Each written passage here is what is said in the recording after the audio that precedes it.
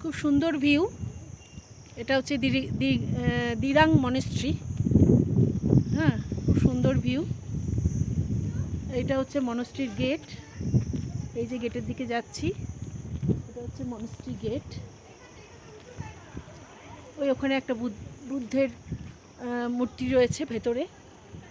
আমি আর এখন উঠতে পারছি না বলে আর গেলাম না ভেতরে, কারণ অলরেডি দুটো মনেস্ট্রি দেখেছি একই, কিন্তু এক একটা এক এক রকম সাজানো রয়েছে।